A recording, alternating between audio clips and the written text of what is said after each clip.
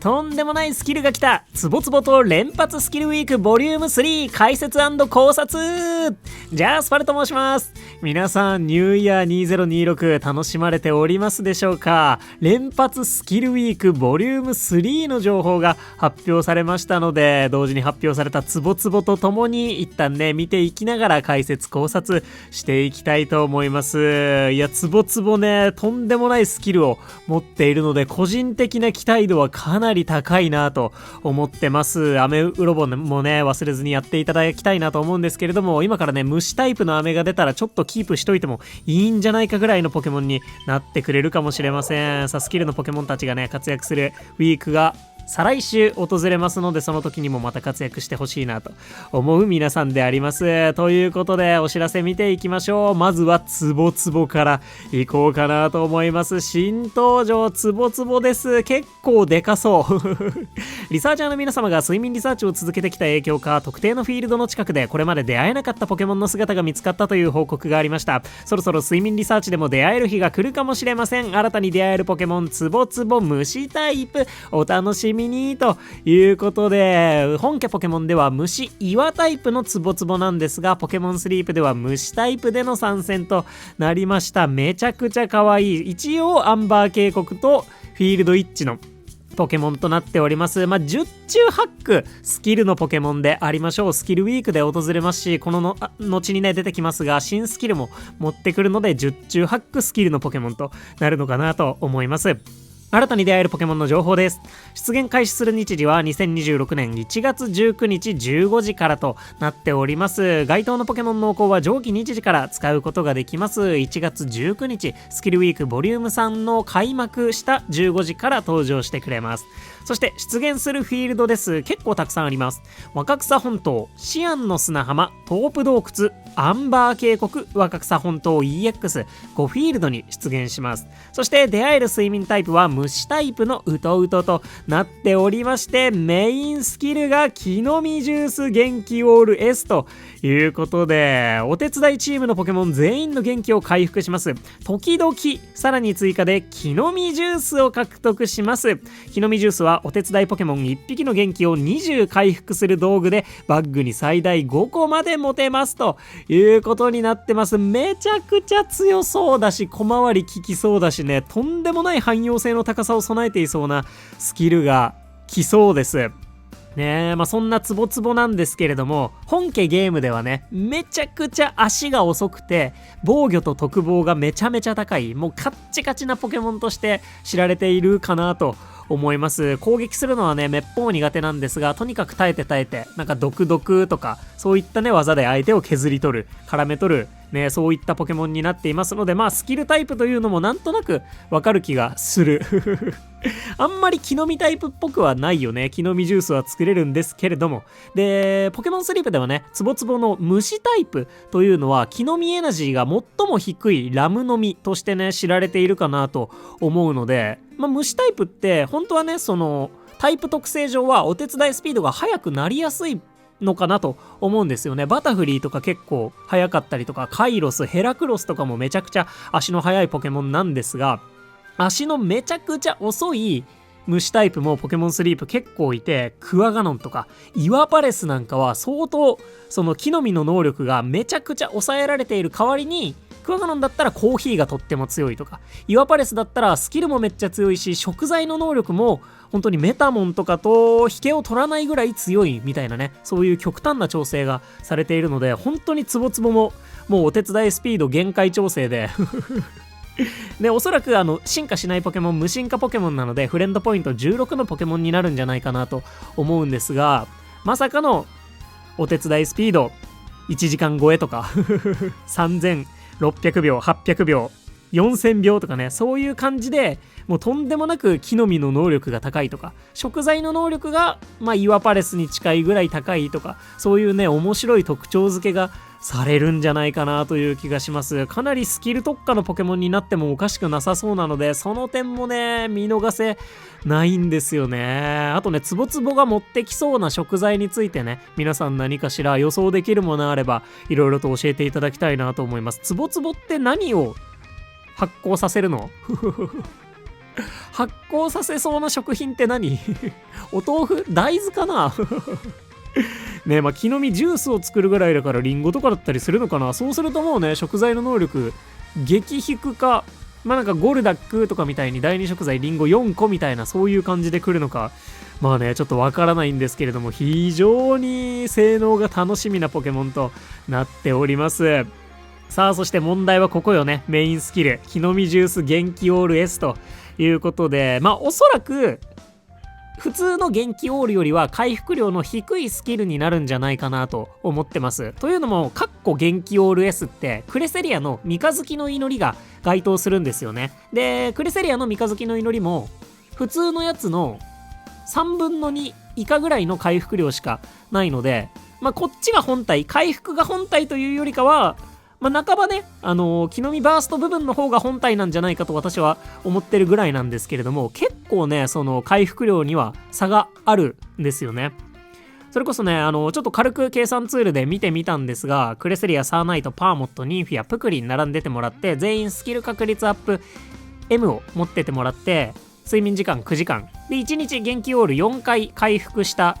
分のスキル期待値になってます。クレセリアだけレベル60ちょっと大変かなと思ってレベル50で食材 AAA で見てますが、まあ、スキルの期待値はね、サーナイトが最も高くて、クレセリアは2番目に高いので、かなり期待値自体はあるんですが、回復量で比べちゃうと、サーナイトが全体、ポケモン5体に対して81.7 の回復なので、全体で考えると408元気を回復できるポケモンなんですよね。それに対してクレセリアって、まあ、スキルの期待値自体はまあ似たようなものなんですけど、回復量で考えると238ぐらいしか回復してないので、まあだいぶ乖離があるんですよね。で、まあこのねクレセリアぐらいの能力値で来るとすると、まあクレセリアはね伝説のポケモンだから本当に一概に比べられないし、木の実バースト部分が強すぎてもうね本当に全く比べられないんですけど、これぐらいの能力で来ると、まあ、木の実ジュースがどれだけね手に入りやすいのかというところになりますよね。例えばね本当に1日5個木の実ジュースがゲットできたとしても、まあ、クレセリアと同じ回復量だったらサーナイトにはトータルのね回復量では勝てないので、まあ、使い方を工夫していくということにもなりますし、まあ、1日5個は多分ゲットできないんじゃないかなと思うので、かなりね、まあ、実装されてからのその能力に期待ですね。そのトゲデマルの元気エールの部分だったりとか、そのストリンダーとプラスルのプラス食材ゲット S も若干ね調整がされていたりとか、ポケモンに合わせてね細かく調整してくれてるっぽいので、まあ元気オールがねこのクレセリアほどは弱くないみたいなところもね考えられるかなと思うので、ちょっとそこは実装されてからの能力に非常に注目してほしいなと思います。そしてねこの木の実ジュースを追加で獲得する確率時々ということでね、まあ私の動画をかねてより見てくださってる方はね、時々という言葉がポケモンスリープにおいてもう何も信じられない表記であるというのはね、なんとなくご存知なんじゃないかなと思うんですけれども、これまで時々という表記が使われてきたスキルで考えると、ブラッキーの月の光が時々追加効果が発動するんですが、それがおよそ 50% なんじゃないかと言われていて、でどうやらね最近レノックスポケ3攻略ツールさんが検証結果を出してくださってたんですけど、デリバードのプレゼント食材ゲット S の飴を追加で獲得する時々はおよそ 34% ほどだということで、まあ6分の2みたいな感じになっていて、でクチートの怪力バサミ、これも時々追加で食材を集めてくれるんですが、これが 17% ほど、まあ、6分の1ほどなんじゃないかと言われているので、ね、17%、34%、50% 全部時々ということでもう舐めとんのかとなのでね、もうちょっとツボツボの時々に関してはもう実装されるまでわからんわからんということになっておりますね。できたらね、そのブラッキーのスキルのポケモンなので、ブラッキーと同じ 50% ぐらいあってくれたらめちゃめちゃ楽しそうではあるんですけれども、果たしてどうなるでしょうか。いやこの木の実ジュース本当にチーム編成の幅が広がるというか、めちゃくちゃ面白いアイテムだなぁと思いますね。やっぱね、パッとね、その活用法みたいなところも考えてみたんですけど、パッと思いつくのは、シンプルにね、サブヒーラーとして活躍させつつ、ジュース集めしたりとか、週末のヒーラーはツボツボにお願いしてジュース集めしたりとか。で、ジュースってね、もう本当にちょっとした枕、元気枕みたいなものなので、その実際に日中お手伝いしてもらうチームと、寝るときにね、育成したいチームに交代しますよみたいなタイミングで、元気の管理をうまいことね、担ってくれるアイテムになったりだとか、お手伝いブーストを貯めている時に雷光とか炎帝の元気は回復しておきたいじゃないですか。それをもう1日分ね、なんなら木の実ジュースだけで賄っちゃうみたいなこともできたりとかしそうですし、あとは最近追加されたポケモンでいうとトゲデマルとかね、元気エールを誰に当たってほしいかみたいなポケモンがいると思うんですけど、その元気調整のために使ったりとか、そこまでして元気エールはランダムなんですけどなんだろう、本当に幅広く使えそうな汎用性の恐ろしく高いスキルになるんじゃないかなという期待はありますね。もう本当にね、元気オールに、ちょっとした元気オールに任意で使えるちょっとした元気エールがくっついてきてるみたいな印象なので、本当にね、元気エールはこれからどうなってしまうんですかいや、なので一旦現状の書かれてあることの評価はものすごく高いなぁと私思っております。ぜひともね、皆さんの評価も教えていただけたらなと思います。言うてもね、このツボツボというポケモンがおそらく無進化のスキルのポケモンになるということで、メインスキルの種もたくさん必要だし、ゲットするのも大変だし、育成するのも大変だし、みたいなところを考えると、ねえ、最終的にどのような評価に無課金的にね、落ち着いていくのかというのも登場してからまたしっかりと詰めたいなと思います。ねえ、ここ最近デリバードのプレゼントで飴がゲットできたりとかで、今回ね、ツボツボの木の実ジュースで、ちょっとした元気枕が手に入るということで、いよいよね、なんか課金アイテムの領域、万能飴的なね、元気枕的な課金アイテムの領域にメインスキルが足を突っ込みつつあるような気がしてね、今後もこういう面白い追加効果があるスキルがたくさん生まれそうでいや、本当に運営さんのスキル作る能力、おみそれしますはちょっとね、日本語を間違いきってるんですけど、素晴らしいなと思います。そしてね、皆さんね、この木の実ジュースが出てきた時に、なんとなくね、思い出したんじゃないかなと思うんですけれども、ネロリ博士ね、この年始のお年賀でね、ご挨拶のタイミングで、ポケモンたちも嬉しそうだよ、一緒に木の実ジュースでも飲んでお祝いしたいねってお話ししてたんですよね。これがね、フラグか、ツボツボ来るかみたいなね、よぎった人もいるんじゃないかなと思うんですけれども、年始なのでね、木の実ジュース、ちょっとしたおとそみたいなね、なんだろう、ハーブ薬用ジュースみたいななんかそういうものとしてこの世界にあるのかなと思わないでもなかったんですけれどもね、本当になんだろうね、この七草がゆ的な全然違うと思うけど、おとそ的な、そういったね、お正月にちょっとふさわしいのかもしれない、そういったスキルを引っ提げて、もう匂わせの通りツボツボが登場してくれるよということになっております。個人的には大注目ポケモンです。無課金で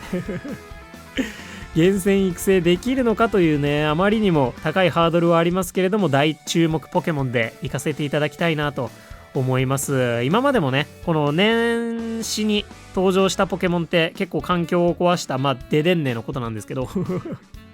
前例もありますからね、無進化スキルポケモンさあ、今回ツボツボがどれだけね、環境で評価されるのか、使われていくのか、ぜひとも皆さんの評価もお教えください。そんな新登場ツボツボでした。そしてそのツボツボが初登場となりますキャンペーン、連発スキルウィークボリューム3見ていきたいと思います。得意を生かして大活躍、連発スキルウィーク。1週間続くこのキャンペーンは、得意なものスキルのお手伝いポケモンたちが大活躍する特別な期間です。期間中は得意なものスキルのポケモンたちに出会いやすくなります。さらに期間限定ミニアメブーストが使用可能です。お楽しみにということで、連発スキルウィークボリューム3が参ります。これまでね、スキルウィーク、デカ盛りウィーク、木の実ウィーク、スキルウィークデカ盛りウィークって来てたので、次はてっきり木の実ウィークボリューム2だろうと思っていたんですが、まさかのスキルウィークボリューム3ということでね、木の実ウィークはあれなのかな、やっぱ木の実のポケモンをポンポン追加するのが難しいのかもしれないということで、昨年に引き続き年始ニューイヤーが終わった後一発目のキャンペーンはスキルウィークとなりました。さあ、開催期間は1月19日からの1週間となっております。このニューイヤー2026、2週間目が終わって1週間間が空いてスキルウィークボリューム3になります。開催フィールドは全てのフィールドです。自分の好きなフィールドを自分で選ぶ形式となりますので、ツボツボが出てくるフィールドに行ってもよし、そうじゃない狙いのスキルのポケモンを探してもよし、そんなイベントとなっております。そしてミッションもございます。ミッション、昨年のミッションが、昨年前回のミッションがこちらとなっております。おそらく内容もね、第1回と第2回でミッションの内容自体は変わってないので、こんな感じで来るのかなとは思ってますが、今年はね、年始一発目にミッションが2回全く同じ内容で連続するというハプニングというか、ね、サプライズがあったのでどうなるでしょうね。おそらくツボツボのお香とか、夢のかけらミニアメブーストがあるのではもらえたりとかするんじゃないかなと思いますが、ツボツボのお香って無進化ポケモンのお香なので、今回のキャンペーンで使わずにその3周年イベントで例えば夢のかけらがめちゃめちゃもらえる瞬間とか、ないしはホリデーとかまで引っ張ってから使うというのも一つありかもしれませんね。どっかでね、夢のかけらウィークとかも入るかもしれないので、そういうタイミングでも使ってもいいのかもしれません。3周年が使うタイミングとしてはいいのかな。それこそね、本当にニューイヤーではお香7つミッションが2週連続で来ましたので、2週間続くね、3周年イベント、おそらく2週間続くと思うんですけど、そのタイミングでもね、お香を全部でというか、結局ね、2週間目にやれば1週間目の分もカウント進むんですけど、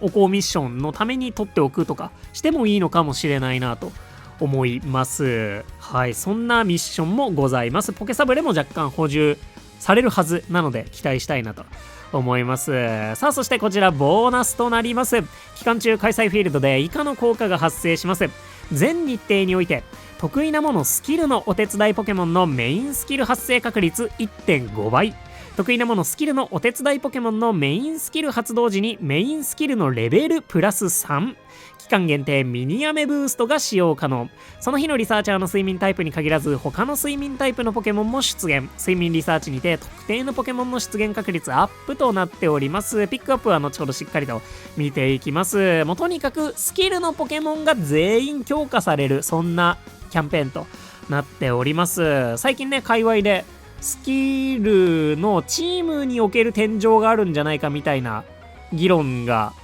盛んだったりとかするので、このタイミングでね、がっつり検証班とかが現れて何かしらを解き明かしてくれるかもしれませんね。なんかありそうだよねねえ、そんなわけでね、何かしらが解き明かされるのも楽しみなスキルウィークボリューム3となっております。そんなピックアップです。下記のポケモンたちといつもより多く出会えるチャンスです。中ピックアップツボツボ、そして小ピックアップにはスキルのポケモンの一番進化前のポケモンがほぼ全て登場します。ライコウ、エンテイ、スイ君、クレセリアとホリデーピカチュウみたいな特別なポケモンたち以外全員、スキルのポケモンたち全員ピックアップされるという、ね、なかなかピックアップが膨大な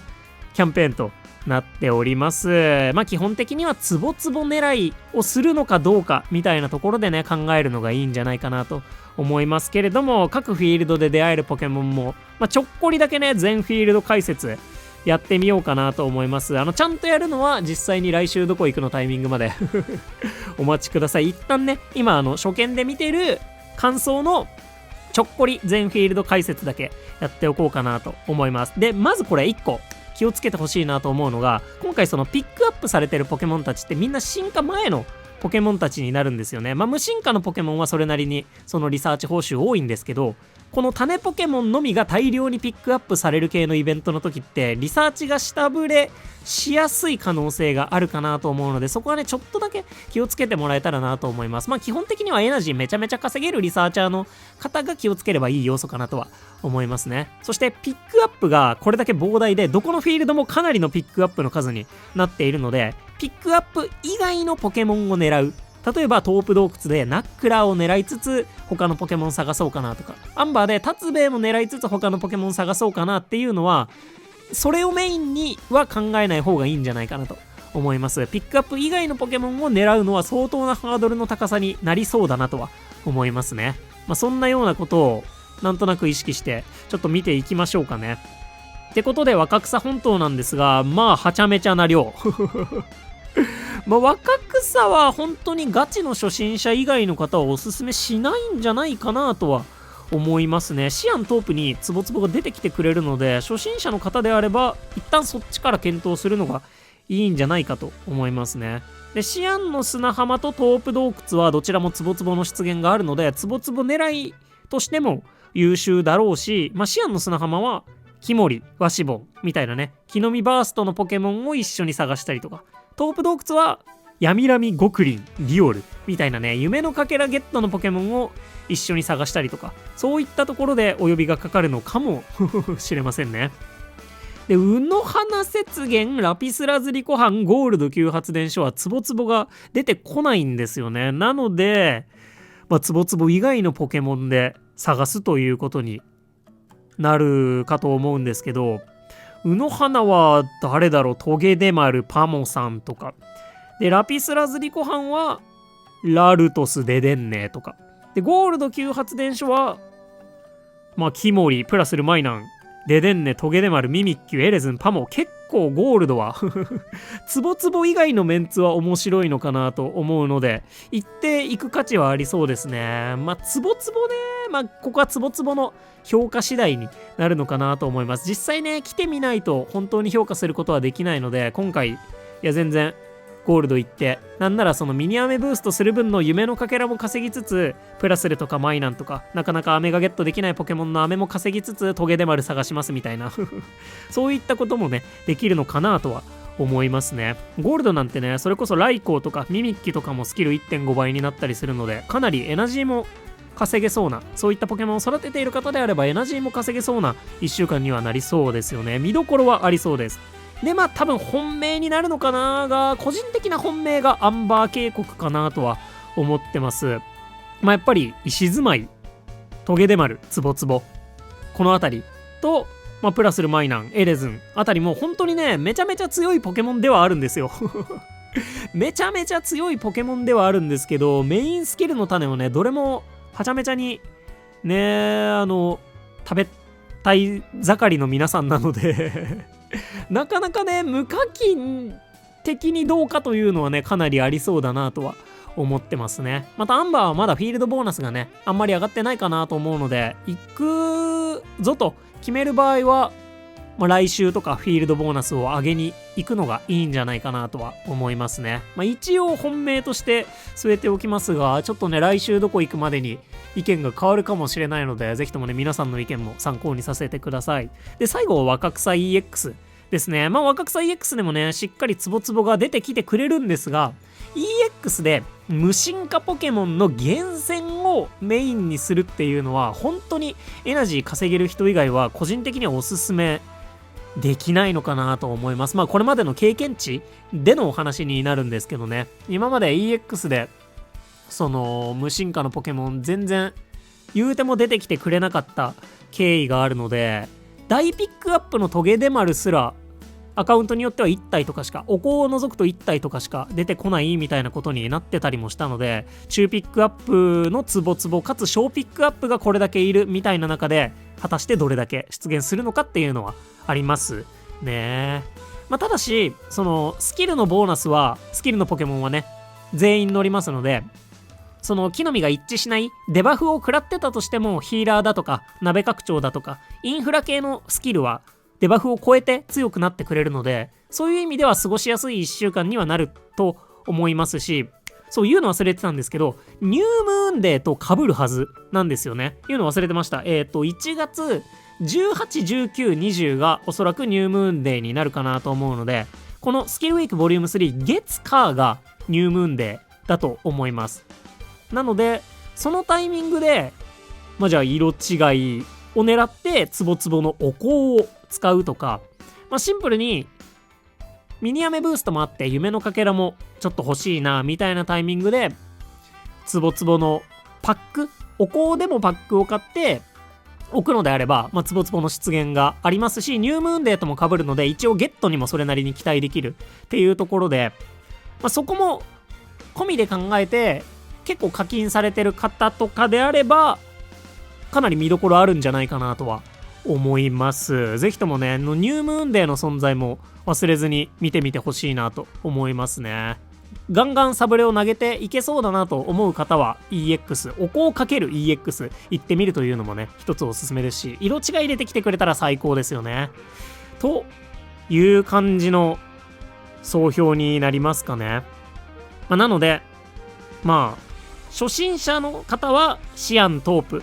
で他のスキルのポケモンでちょっと考えてみて、アンバー解放済みの方は一応本命のフィールドはアンバーになりそうですが、どうでしょうね。言うてもね、やっぱまだフィールドボーナスがそんなに高くないというのが結構足を引っ張りそうな気はしますね。で、他のフィールドは結構ね、見どころあるポケモンたちはどのフィールドにもいてくれてるので、そういったポケモンを狙ったりとか、かけら狙いとか課金結構できるよっていう方はね、若草 EX もそれなりにおすすめできそうかなと今のところ思いました。ぜひともね、初見のね感想でいいので、皆さんのここのフィールドに注目しているよとか、このポケモンを狙いたいよとか、ここ行ったらいいんじゃないですかみたいなね、思いつくことあれば、また何でもコメント頂戴できますと幸いです。そんなね、ピックアップのポケモンたちでした。さあ、そしてミニアメブーストについてですね、こちらね、今まで通り特筆すべきところはなく、夢のかけらが4倍のミニアメブースト、1日アメ50個までとなっております。昨年はね、全10回のミニアメブーストがありまして、ミニアメブースト10回の3500個とアメブーストの3500個、合計7000個のアメがブーストできました。今年は果たしてどうなるでしょうか。なんかそれ以上増やしてもなみたいなところがありそうな気がするので、今年も10回ぐらいになるんでしょうかね。今ねのタイミングで育成をするのであれば、もうね決まっているポケモンがいればその子を育てるんでいいのかなと思うんですけれども、おそらく来月ね、バレンタインキャンペーンが来て、デザート 1.5 倍、デザートのエナジー 1.5 倍のキャンペーンが来るかなと思うので、そこで活躍できそうなポケモンを今このタイミングで育ててしまうというのは一つありな選択肢なんじゃないかなと思います。それこそね、追加レシピ次第にはなっちゃうんですけど、カカオとかがね今回あんまり使われてなかったりしたので、復権来るやろうって思うんだったら育ててもいいかなと思いますし、シンプルにねアボカドのデザートが追加されるかもしれませんし、そうじゃなくて堅実にねかぼちゃ、ドキドキ怖い顔パンケーキに関わるポケモンたちを育てて、かぼちゃのレシピをもう一気にカンストまでレベル上げちゃおうみたいにするのもねいいかなと思うので、なんかそういった直近に起こりそうなキャンペーン、でも想像つくのバレンタインくらいしかないんですけど、そういったところもね意識しながら今回のミニアメブーストやっていただけたらなと思いますね。さあ、そして注意事項なんですけれども、こちらもねざっと一度目を通しておいたんですが、特筆すべきところはなさそうでしたなさそうでしたよという感じとなっております。そんなキャンペーン連発スキルウィークボリューム3でした。ちょっとね長くなっちゃったので改めてざっくりまとめておきますか。スキルのポケモンががっつり強くなります。ミニアメブーストが使えます。で、ツボツボがピックアップされて、スキルの進化前のポケモンほぼ全部がピックアップとなっていて、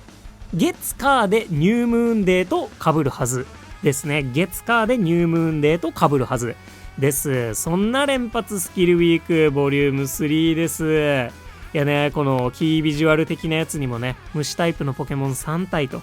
いうことで、いやー本当にこの木の実ジュースどうなるだろうね。ぜひともね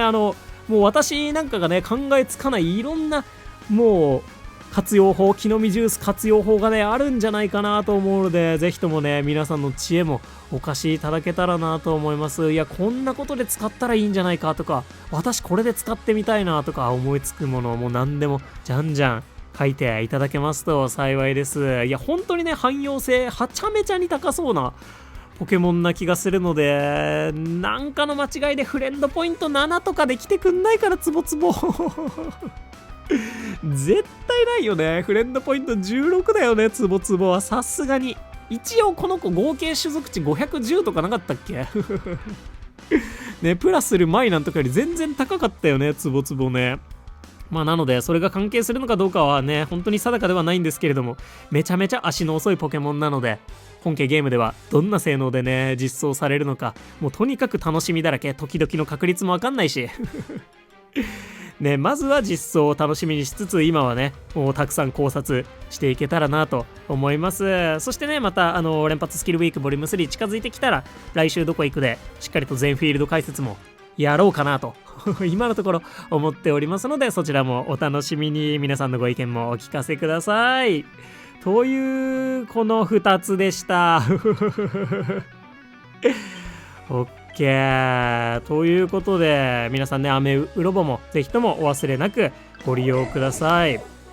ということで、ここまでご視聴いただきまして誠にありがとうございました。お相手パルでした。よろしければ動画にグッドやハイプで応援いただけますと動画制作の励みとなります。何卒ポチッとよろしくお願いいたします。いつも本当にたくさんの応援ありがとうございます。